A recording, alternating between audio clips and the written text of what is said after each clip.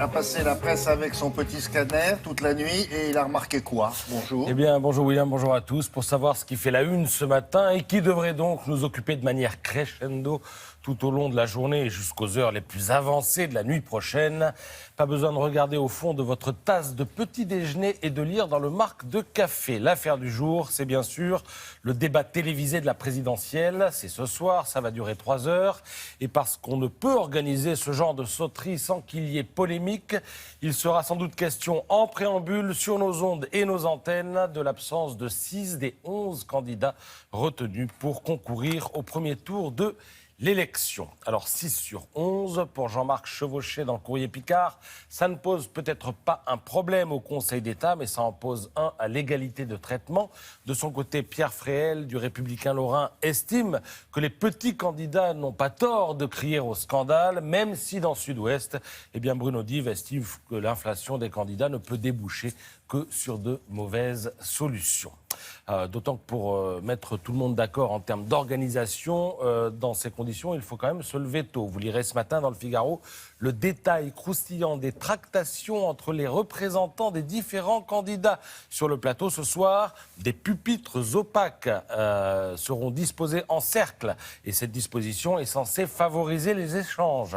Le tirage au sort a placé François Fillon et Emmanuel Macron côte à côte. Même chose pour Marine Le Pen et Jean-Luc Mélenchon. Après, il y a la sempiternelle question des plans de coupe. Quand X parle, peut-on filmer Y qui lève les yeux au ciel ou Z qui se fend d'un sourire moqueur? La réponse est oui. Les plans de coupe sont autorisés, mais attention, ils seront minutieusement comptabilisés par une script pour garantir un équilibre. Ensuite, la grande affaire du tabouret.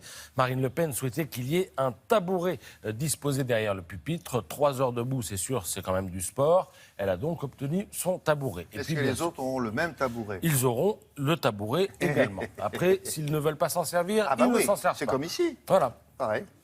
Alors, et puis, vous n'avez pas de tabouret d'ailleurs. Oui, non, je tiens comme ça. Je l'évite. Sustentation. Et puis, il y a le temps de parole, William. Chaque candidat disposera de 2 minutes pour répondre aux questions, mais au bout d'1 minute 30, n'importe quel adversaire aura la possibilité de l'interpeller. Alors, vous me direz, tout ça, c'est la forme. À ce propos, je précise qu'il y aura 420 personnes dans le studio. Chaque candidat a pu inviter 36 personnes. Mais le fond, si on en croit les Échos, ça va tourner autour de 7 points chauds qui vont déboucher sur autant de duels dont vous trouverez les protagonistes dans Libération. Alors, la sortie de l'euro, duel annoncé entre Le Pen et Fillon. L'Union européenne, castagne prévue entre Hamon et Mélenchon. Le droit du sol, affrontement programmé entre Le Pen et Mélenchon. L'école, ce sera d'ailleurs le premier thème abordé, prise de bec prévisible entre Hamon et Macron. Les fonctionnaires, ça risque de friter entre Hamon et Fillon. Le libre-échange, invective en vue entre Le Pen et Macron. La culture française, échange musclé à coup sûr entre Macron et Fillon. S'il n'y a pas ça, vous allez être déçus. Hein. Comment? S'il n'y a pas ça, hein? Vous croyez qu'il n'y aura pas ça? Est-ce que quand on fait un plan relativement serré sur le candidat, on voit les gens qui sont derrière ou pas? Je n'ai pas encore vu l'émission, donc je ne peux pas vous dire. Oui, je pense qu'on ne les verra pas. On voit des gens derrière qui font comme ça, qui sourient ou qui font comme ça. Je pense que tout a été fait pour qu'il soit bien dans le noir. D'accord. En tout cas, sur ces bases, la campagne peut maintenant commencer. Certains diront qu'il était temps, à 35 jours du premier tour. Et comme souvent, à la une de l'opinion, CAC résume le sentiment général. Tout le monde n'y comprend pas forcément grand-chose, mais le suspense est à son comble.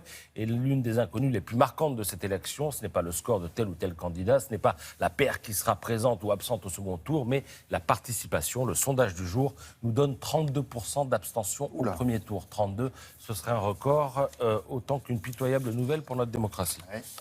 Bon, merci beaucoup.